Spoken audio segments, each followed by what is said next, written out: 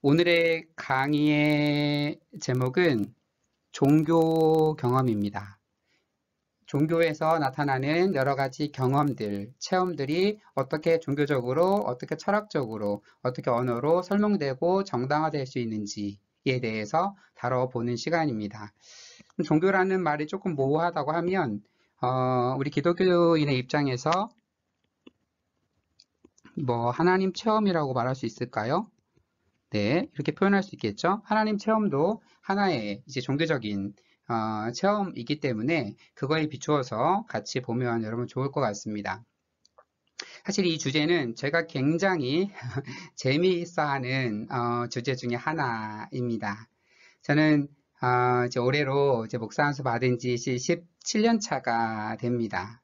지난 17년 동안에 여러 가지 목회 현장들을 경험을 했습니다. 이제 5년 동안 군목으로서 이제 군인 목회를 경험을 했었고요. 한 2년간 교목으로서 학생들을 대했었고요. 그리고 이제 부단임 목회로 교육부, 청년부 사역도 했었고, 그리고 유학생 사역, 그리고 이제 이민 목회도 경험을 했습니다. 그러니까 수많은 이제 목회 현장에서 목회를 경험하면서 사실 개인적인 종교 체험들이 좀 많이 있습니다. 이 동일한 과목을 제가 작년에 가르칠 때에는 이러한 제 개인적인 좀 체험이랄까, 어찌 보면 간증이랄까, 이런 것들을 같이 좀 나누었습니다. 나누면서 다른 학생들의 체험도 좀 같이 듣고 이러면서 같이 그것들을 풀어내고 하는 시간들을 좀 가졌었는데요. 사실 이렇게 동영상 강의로 하려고 하니까 제 개인적인 얘기를 하는 것이 상당히 좀 제약이 됩니다. 이 동영상은 이제 좀 퍼질 수 있는 그런 우려도 있기 때문에 좀 조심스러운 부분이 있습니다.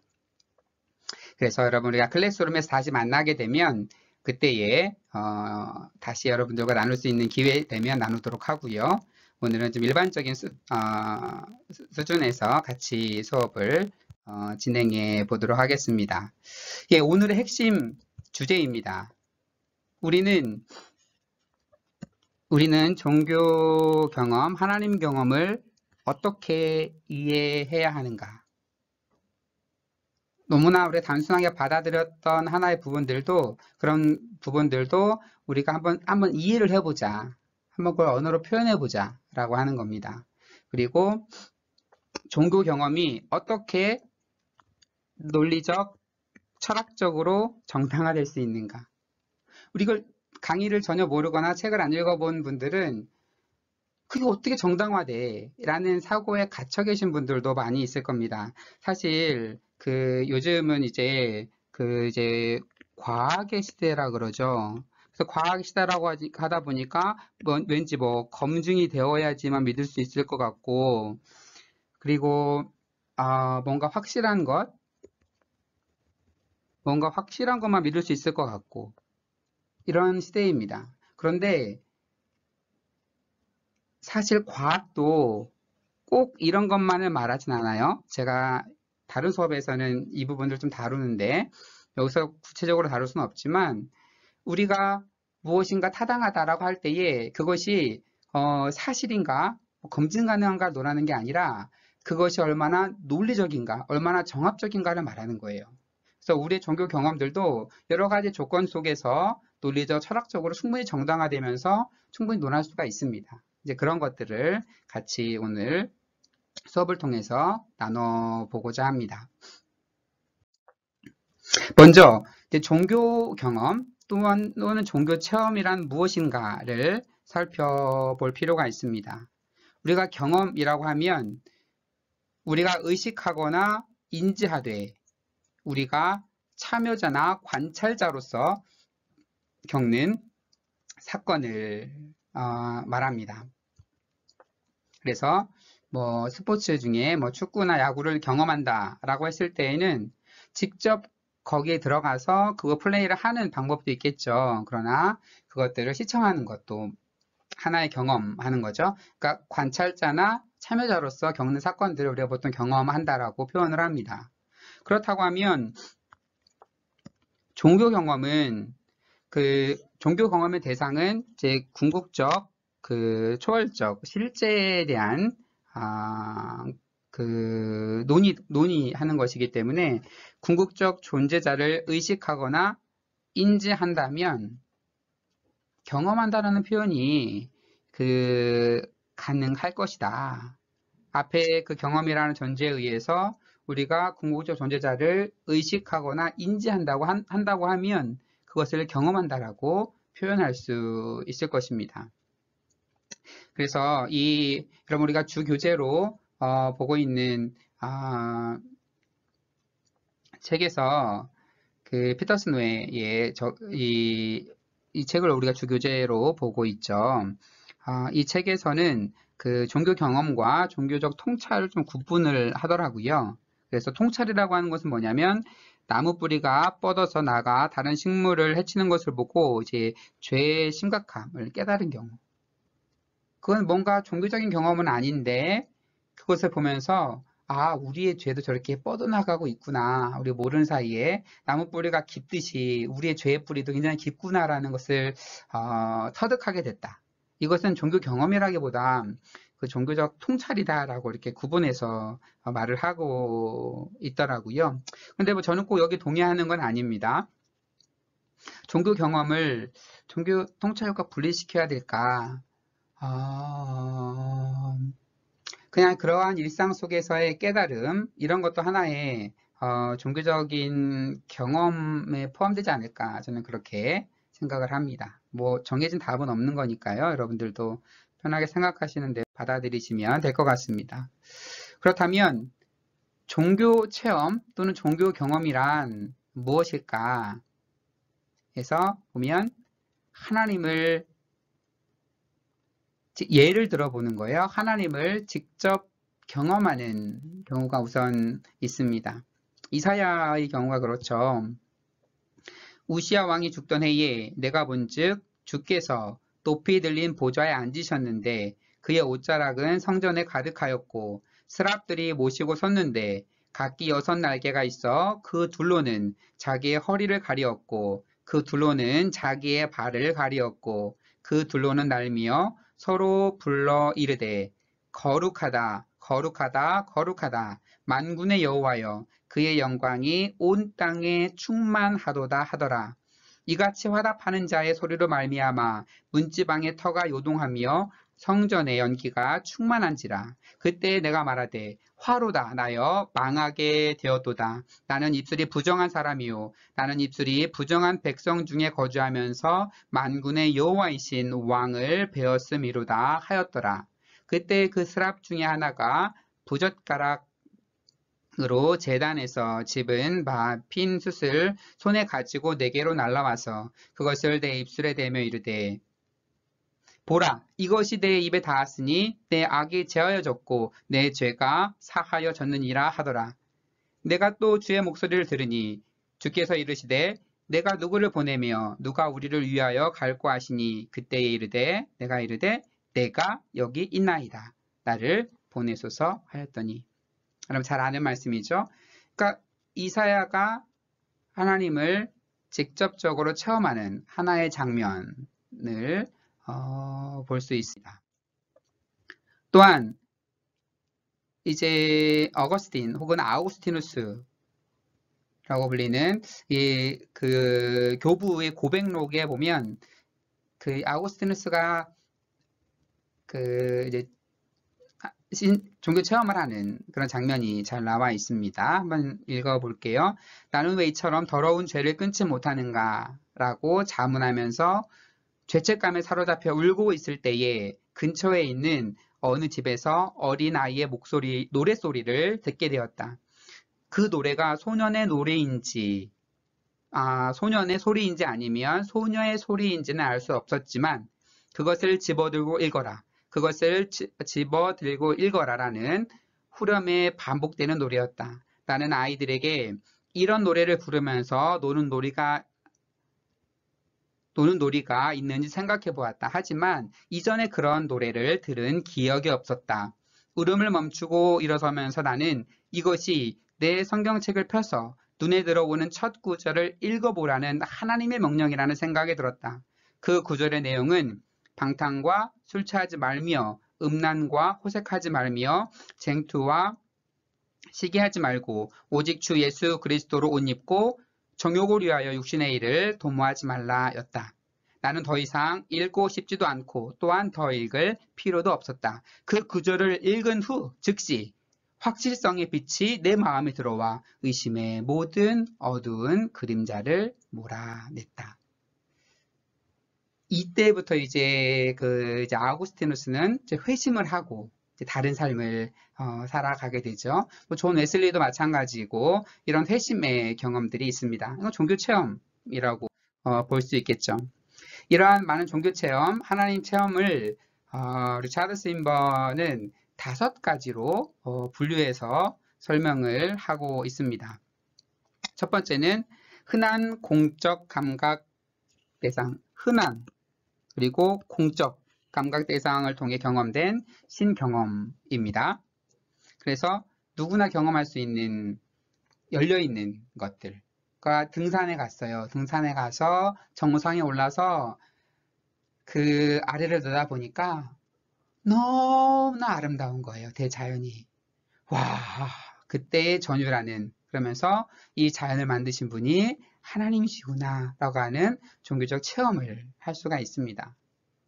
또한 해가 질 때의 아름다운 모습, 또한 바다에 가서 넓은 바다를 보면서 또한 이제 성상, 여러 가지 상을 보면서 그 성스럽게 묘사된 상을 보면서 이러한 종교적인 감정들을 느낄 수가 있게 되는 거죠. 그런데 이번에도 똑같은 공적 감각인데 이번에는 반대로 흔치 않은 공적 감각 대상을 통해 전달되는 신경험이 있습니다. 모세에 타지 않는 그 관목이 그렇습니다. 한번 읽어볼게요. 출애굽기 3장 1절에서 4절에 보면 모세가 그의 장인 미디안 제사장 이드로의 양 떼를 치더니 그 떼를 광야 서쪽으로 인도하여 하나님의 산 호렙에 이르매 여호와의 사자가 떨기나무 가운데로부터 나오는 불꽃 안에서 그에게 나타나시니라. 그가 보니 떨기나무에 불이 붙었으나 그 떨기나무가 사라지지 아니하는지라. 이에 모세가 이르되 내가 돌이켜보니 가서 이 큰 광경을 보리라. 떨기나무가 어찌하여 타지 아니하는고 하니 그때 여호와께서 그가 보려고 돌이켜 오는 것을 보신지라. 하나님이 떨기나무 가운데서 그를 불러 이르시되 모세야 모세야 하시매 그가 이르되 내가 여기 있나이다. 하나님이 이르시되 이리로 가까이 오지 말라. 내가 선 곳은 거룩한 땅이니 내 발에서 신을 벗으라. 이런 경험을 보면 이제 공적 공간입니다. 떨기나무에 불이 붙는 것은 종종 볼 수 있는 현상이었어요. 물론 꺼지지 않는 게 신기한 거였지만 공적 감각 대상을 통해서 경험되는 건데 사실 이런 경험은 누구나 경험할 수 있는 흔한 것이 아니라 특별한 거죠. 흔치 않는 열려져 있는 그런 공적 감각 대상을 통해서 전달되는 경험이 있습니다. 네, 그래서 세 번째 이제 감각 언어로 서술될 수 있는 사적 감각.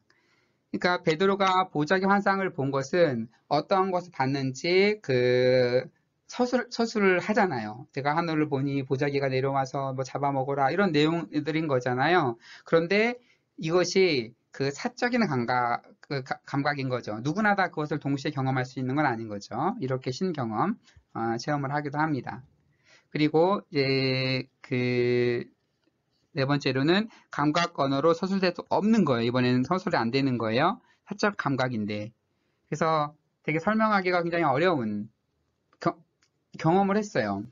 근데 이 경험을 설명할 수가 없어요. 사실 저도 이런 체험들이 좀 있는데 뭔가 이제 강렬한 경험이 있는데 그걸 말로 표현할 수 없는 그런 거죠. 그래서 이제 아빌라의 성 테레사의 고백을 보면 내가 영광스러운 베드로 축일에 기도하고 있을 때 내 쪽에 그리스도께서 계신 것을 보게 되었다. 좀 더 정확하게 말하자면 나는 그분을 의식하고 있었다고 말해야겠다. 왜냐하면 그때 나는 육신의 눈으로도 영혼의 눈으로도 아무것도 보고 있지 않았기 때문이다. 나는 그분이 내 곁에 계신다는 생각이 들었고 나에게 말씀하고 계신 분이 바로 그분이라고 생각하게 되었다. 이것은 가공의 환상이 아니었기 때문에 예수 그리스도께서 내 곁에 계시는 동안 내내 나는 그분이 어떠한 형태로 계신지를 분간할 수 없었다. 단지 내가 분명하게 느끼고 있었던 것은 그분이 계속 내 오른편에 계셨고 나의 모든 행동을 지켜보고 계셨다는 것이다. 어떻게 설명할 수 없죠. 뭔가 경험을 하는데 말로 표현할 수 없는 그러한 또한 공적이 아니라 사적인 감각을 통해서 경험되는 하나님 신경험에 대해서 얘기를 하고 있습니다. 마지막 다섯 번째로 어떠한 감각에 대해서도 전달되지 않는 신경험을 볼 수 있습니다. 그 서양의 철학자인 꾸자의 니콜라스를 보면 이렇게 고백을 해요. 오 주님, 당신을 바라볼 때 저는 무아지경에 빠집니다. 눈은 보는 것에 만족하지 못하고 귀는 듣는 것에 만족하지 못한다면 더군다나 이해하는 데에 만족하지 못할 것이기 때문입니다.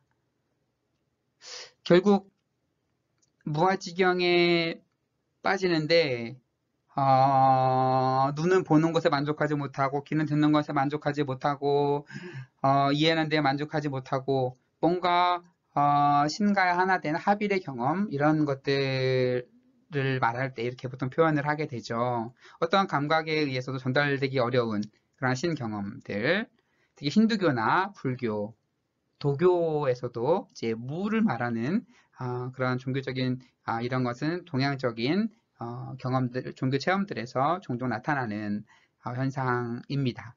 그래서 이렇게 다섯 가지로 정리해 봤는데 공적이냐 사적이냐 언어로 진술 가능하냐 안 되냐 뭐 여러 가지 이렇게 뭐 해서 이렇게 나누는데 충분히 의미가 있다고 생각이 됩니다.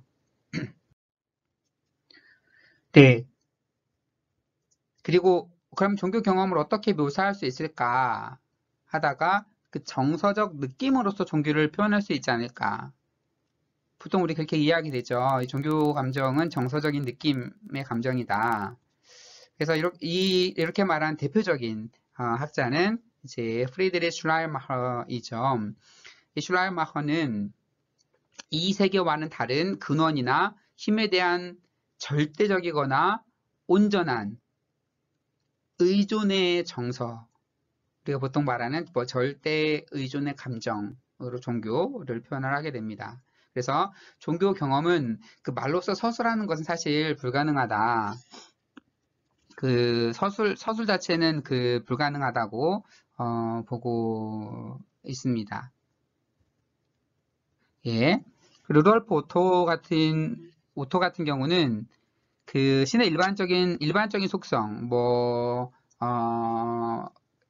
자비를 베풀고 뭐 선을 행하고 여러 가지 많은 속성들을 그냥 설명하는 것은 가능하지만 신의 어떤 궁극적인 본성을 대해서 설명하는 것은 불가능하다. 그렇게 얘기를 하면서 신성에 대한 경험은 다음과 같이 나타난다. 그래서 의존의 감정, 그러니까 신에 대해서 느낄 때에 그 신을 경험하게 되면 우리는 그 놀라운 어마어마한 신에 비해서 그 하나의 피조물에 불과하지 하면서 우리가 그 우리의 창조주에 대한 그런 의존의 감정이 생겨난다라고 하는 겁니다. 두 번째 감정은 이제 경외의 감정이 나타난다고 하는 거죠. 이건 뭐 두렵고 떨리는 그런 감정을 표현하는 거겠죠. 그리고 그런 감정을 넘어서서 이제 초월자를 갈망하게 되는 그런 모습으로 나타나게 됩니다. 그리고 이제 윌리엄 제임스 같은 경우 굉장히 유명한 분이죠. 저도 서재 입은 책을 몇 개가 있는데, 그러니까 이 제임스 같은 경우는 그 정서적 느낌이 종교의 한층 깊은 차원이므로 철학적, 신학적 성찰은 종교적인 경험의 부산물이다. 종교적인 경험이 없다면 신학이나 종교 철학도 있을 수가 없다.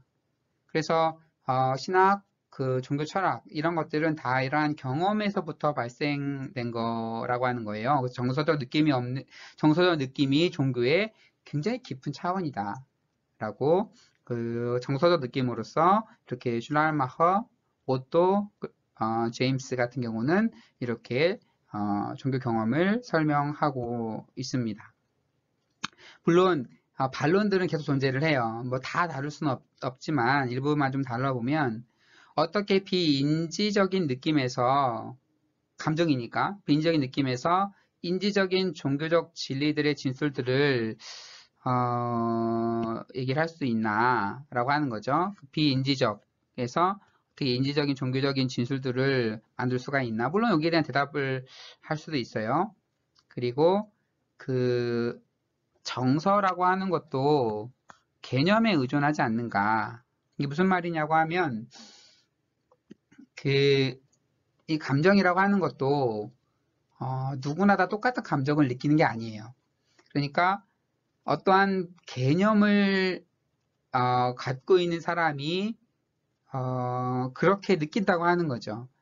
그러니까 신에 대한 경험을 할 때에도 기독교인들은 뭐 기독교적인 신 경험을 체험을 합니다. 인격적이고 여러 가지 창조주로서의 모두 전지전능한 이런 신적인 체험을 하게 되고 힌두교인들은 또 힌두교식의 그 신에 대한 개념을 갖고 있는 대로 또 체험을 하게 되는 거죠. 그래서 정서라는 것도 사실 개념에 의존되는 게 아니냐 이런 반론들로 제기할 수 있겠죠.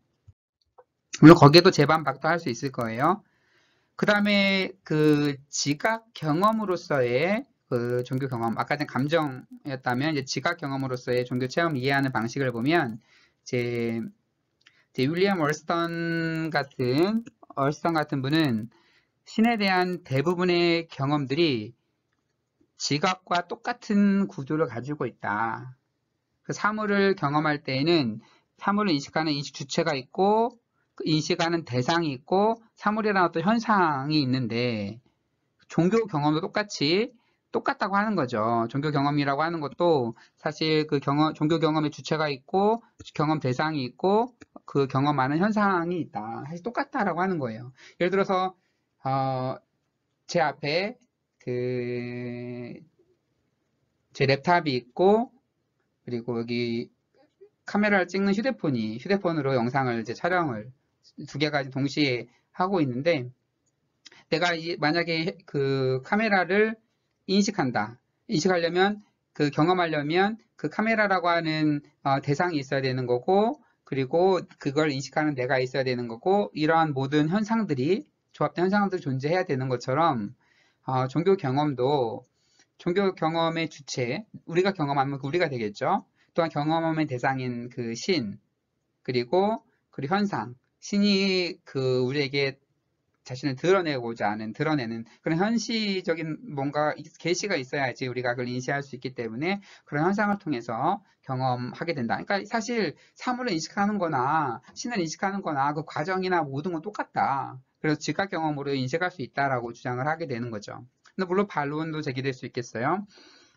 그래서 신을 경험할 때 지각되는 것이 지각된 것의 특징이 일상적인 지각 경험의 감각 경험과 현격하게 다르다면 이는 신에 대한 경험의 구조가 일상적인 지각 경험의 구조에 비해 너무 다르다.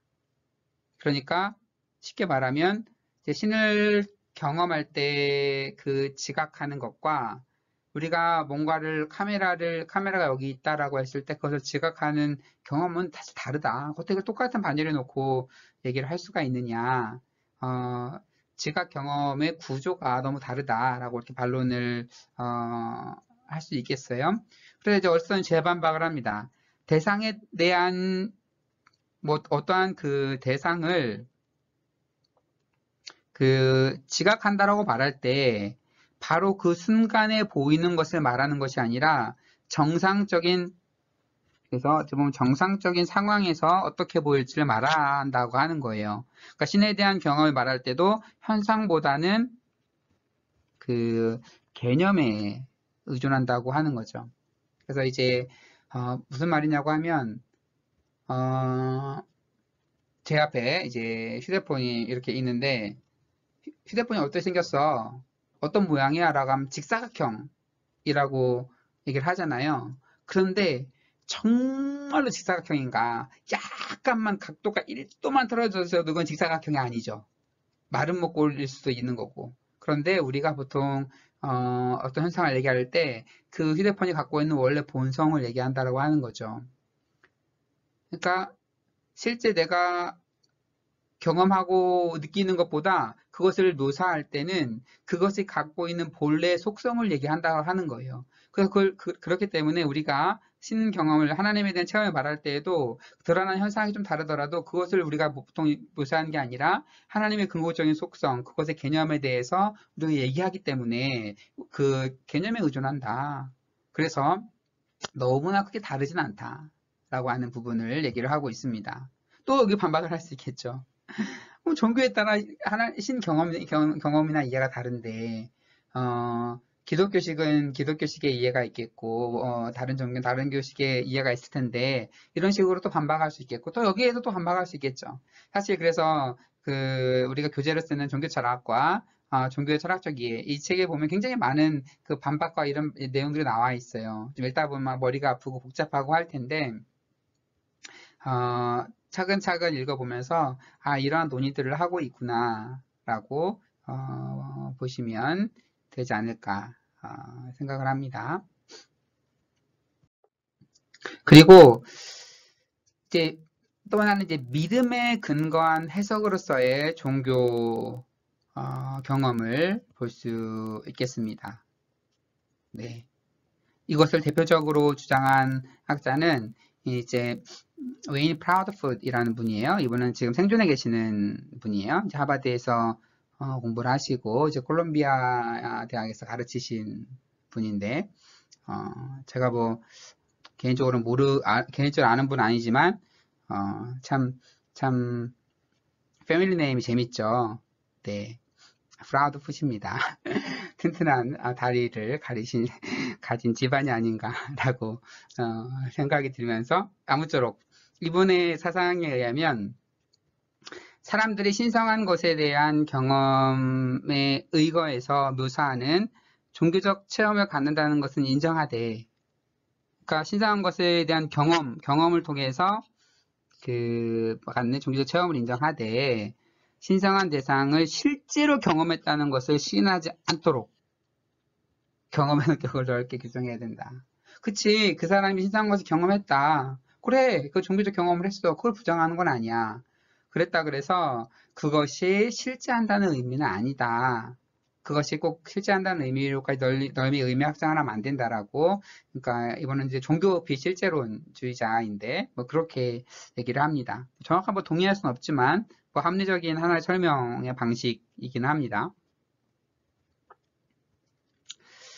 그리고 또한 이제 그 종교 경험을 지각 경험으로 볼 경우에 그 신의 존재를 반드시 인정해야 되는 그런 문제에 봉착한다. 그러니까 앞에서 종교 경험을 이제 지각 경험으로 얘기를 한 거죠. 그러니까 제 앞에 카메라가 있어요. 카메라가 있는데 제가 카메라를 인식하는 방식과 동일하게 그 종교 체험을 설명한다고 할 경우에는 카메라는 내가 손을 뻗어서 이렇게 만지면 예, 카메라가 만져집니다. 그런데 그럼 카메라가 존재하기 때문에 내가 그걸 인식하는 거예요. 그런데 신에 대한 인식, 신을 인식하는 내가 있고 신적 대상이 존재하고 신이 나를 계시한다고 하더라도 내가 그것을 신의 존재를 경험하는 것이 신의 존재를 완전히 상정하는가에 대해서는 이제 의문을 가져볼 필요가 있다라고 하는 거죠. 그래서 이제 프라우드풋에게 종교적인 경험이란 그 경험을 가진 사람이 종교적이라고 간주하거나 해석하는 경험입니다. 그래서 그 경험하는 사람이 간주하는 것, 그리고 해석하는 종교적 경험입니다. 그래서 종교적인 내용보다는 믿음에 근거한 해석이다. 그래서 그 사람이 그렇게 믿으면 그건 종교적 체험이다. 근데 이것이 정말 실제하는지 여부는 이제 별개다라고 얘기를 하고 있어요. 그래서 그분은 이제 브라드포드는 이렇게 얘기를 합니다. 경험 주체가 자신의 경험을 확인할 때 준거하는 개념과 믿음들이 바로 그 경험의 종교성 여부를 결정짓기 때문에 그 주체가 그런 특정 개념과 믿음들을 사용하는 방식에는 여러 가지가 있을 텐데 유독 특정 부류의 방식을 대면하게 된 이유와 그가 사용한 방식을 채택한 이유를 우리는 설명해야 합니다.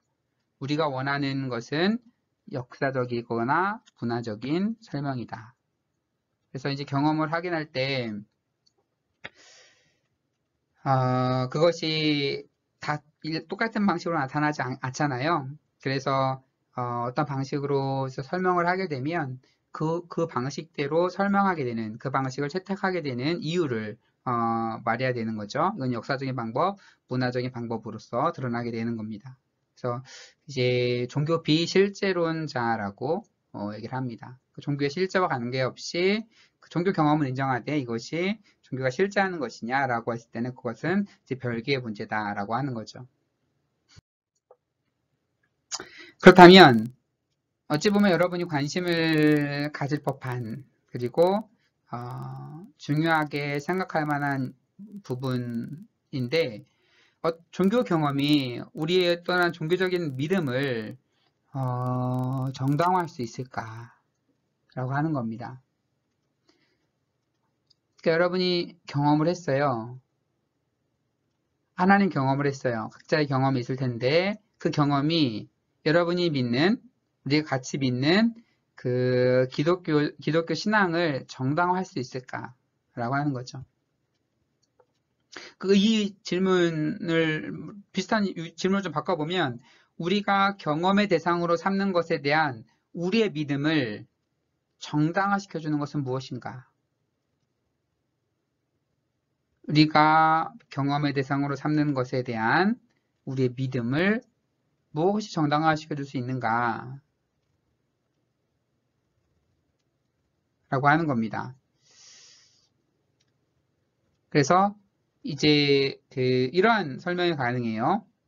전깃줄에 참새가 앉아 있는 것을 보고 전깃줄에 참새가 앉아 있다 라는 믿음을 가질 경우 그리고 이 믿음을 가진 사람의 감각기관이 제대로 작동하고 있지 않다고 생각할 이유가 없을 경우에 이 믿음은 정당화됩니다. 다시 설명해 볼까요? 그러니까 전깃줄에 참새가 앉아 있어요. 그런데 두 가지가 존재를 하는 거죠. 그러니까 첫 번째는 감각기관이 제대로 작동하고 있지 않다고 생각할 이유가 없을 경우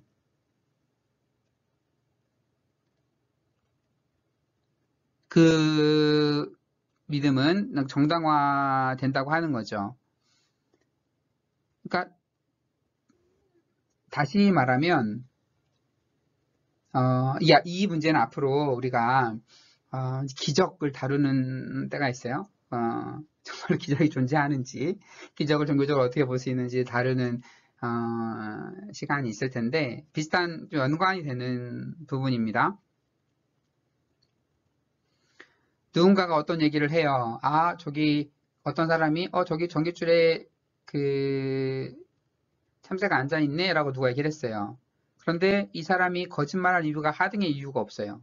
그리고 이 사람의 감각기관이 제대로 작동하고 있어요. 그 두 가지가 동시에 다 충족을 해야 돼요. 이 사람이 거짓말하고 있다면 이 믿음은 이 말은 정당화되지가 않죠. 거짓말할 이유가 없어요. 이 사람이. 그리고 거짓말할 의도가 없다 그래도 환상을 보고 환상을 얘기하면 그것은 정당화되지 않죠. 이 사람이 정신세계가 온전해요. 이 두 가지가 성립이 되면 이 전깃줄에 앉아있다라고 하는 이 진술은 정당화가 되는 거예요. 이게 사실 여부랑은 좀 구분해서 여러분이 이해를 하셔야 돼요. 뭐 사실이냐가 아니라 이 믿음이 합리적으로 그러니까 정당화될 수 있다라고 하는 겁니다. 그러니까 사실 이것이 이 논리가 그대로 그 종교 경험에도 적용이 되는 거죠. 그래서 자신의 신 경험에 근거해서 신의 존재를 믿을 경우에 이 믿음은 정당화 된다라고 할 수 있습니다. 물론 이 경험이 틀릴 가능성도 존재하지만 이것은 참새를 보고 환상을 본 것이라 생각할 정도의 낮은 가능성이다. 그러니까 무슨 말이냐면 누군가가 종교 경험을 했어요. 이 사람이 거짓말을 할 이유가 전혀 없어요. 그리고 이 사람이 경험이 잘못될 만한 정신분열자도 아니고 그리고 뭔가 하등의 그 이유가 없어요. 그럴 경우에는 이 사람이 그 경험을 했다라고 믿어주는 것이 오히려 더 정당성을 얻는다라고 하는 거예요. 이해가 되시나요? 그러니까 어떤 의도를 가지고 저 말을 저 사람이 꾸며낼 거다 라는 것과 저 사람이 저 경험을 한 게 맞겠구나 라고 얘기했을 때 어떤 게 더 정당화될 것인가. 저 사람이 거짓말할 이유가 하등의 이유가 없고 저 사람이 이상한 경험을 할 하등의 이유가 없다면 저 사람이 경험한 것들이 그 사람에게 실제로 체험됐다라고 인정해 주는 것이 더 논리적이라고 하는 겁니다. 여러분의 표정을 볼 수가 없으니까 여러분이 얼마만큼 이해했는지 알 수는 없지만 네. 그래서 비슷한 거예요.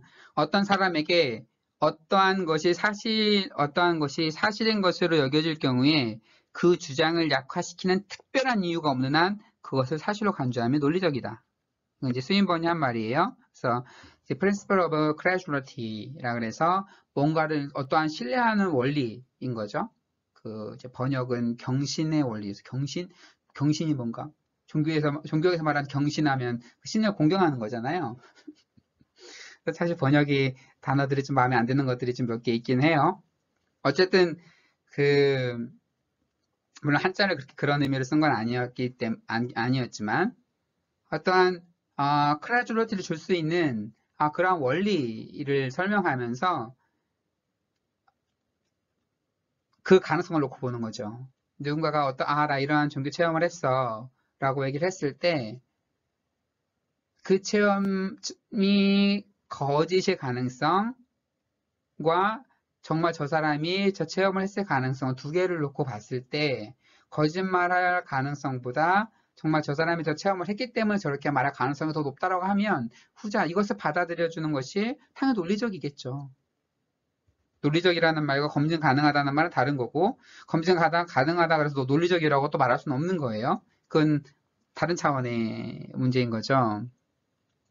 그래서 어떠한 사람이 종교적 경험을 가져본 적이 없다고 해서 그것이 신의 존재에 대한 반증이 되지도 못합니다. 그래서 그래? 그러니까 이렇게 할 수 있겠죠. 그게 너가 정말 신 체험한 게 맞아? 너 종교 체험한 게 맞아? 그렇다면 나는 왜 동일한 체험을 하지? 그럼 나는 체험하지 못했는데 나는 왜 그럼 체험 못해? 나는 내가 정말 똑같은 체험을 하기 전까지는 너 체험이 사실이라는 것을 정말 인정할 수가 없어. 이게 논리적으로 말이 안 된다라고 하는 거예요. 그렇다면 세상에 오리가 만약에 빨간색 오리가 실제로 존재한다고 해봐요. 그런데 어딘가에 존재를 해요. 그런데 내가 정말로 봐왔던 것은 하얀 오리밖에 없어요. 그럼 내가 안 봤기 때문에 그 오리가 존재하지 않나요? 그러니까 정말 빨간 오리가 존재하지 않는다라고 선언할 때에는 세상에 있는 모든 오리를 다 봤더니 빨간 오리가 없다더라 라는 것을 얘기해야 성립되는 거예요. 그 무슨 말이냐고 하면 내가 그 종교 체험을 하지 않았다 그래서 그것을 없다라고 하는 건 그게 신의 존재에 대한 반증이 되지는 못한다 라고 하는 겁니다. 예, 이제 신 경험의 마지막 다양성을 어떻게 볼 것인가. 그래도 생각보다 빨리 왔어요. 저는 너무나 녹화하는데 시간이 걸릴까봐 고민을 했는데, 신 경험의 다양성을 어떻게 볼 것인가. 사람들이 상이한 경험을 갖는다는 것은 어찌 보면, 그건 당연한 거죠. 그리고 굉장히 다양한 경험을 합니다. 또한 경험된 대상을 상이하게 모수한다고 해서 그 경험에 정당성이 결여되는 것은 아닙니다. 동일한 그림을 보고 묘사하는 그 사람에 따라 다르다 그래서 그림이 없네? 이렇게 말할 수는 없는 거잖아요. 그래서 동일한 그림을 보고 누구는 이거는 뭐야? 이렇게 묘사를 하고 누군가는 또 다르게 묘사를 하겠죠. 그리고 예를 들어서 그 뭐 감각기관이나 이런 것들이 좀 다른 사람들 또 다르게 묘사를 하겠죠. 그러니까 그렇다 그래서 이 모든 것이 동일하게 묘사되지 않는다 그래서 내 앞에 그 그림이 있다라는 그 사실을 부정할 수가 없는 것이잖아요.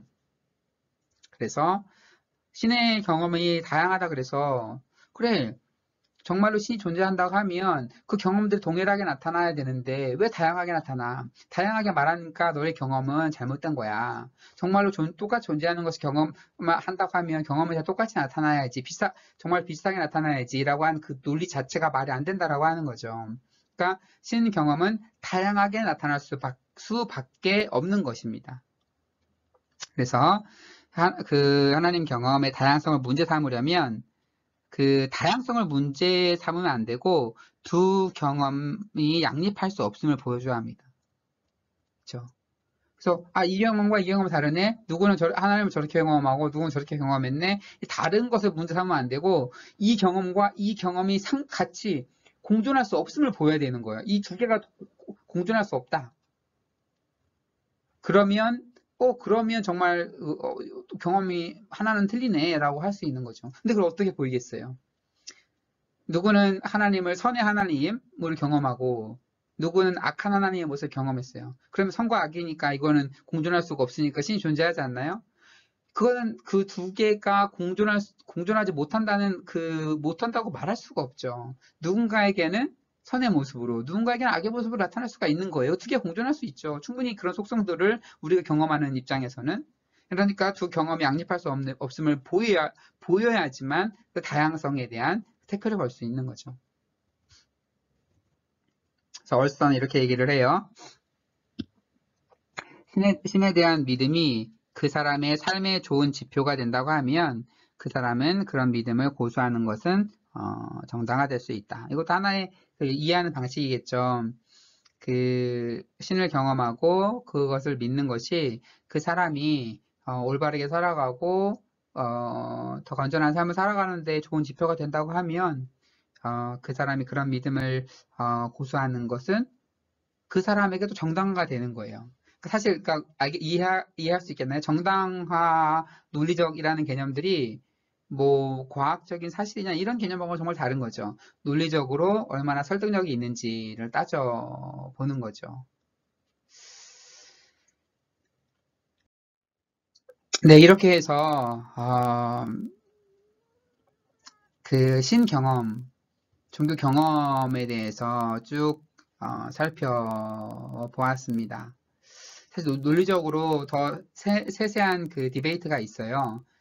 우리 주 교재 그 강의에서 올라와 있는 부분들을 여러분 읽어보면 더 깊은 대화들이 있는데 사실 철학적 바탕이 잘 안 돼 있는 분들에게는 철학적인 담론과 이런 것들이 좀 어려울 수가 있어요. 그래서 좀 간략하게 요약하면서 필요한 것들만 제가 선별해서 좀 설명을 해드렸습니다.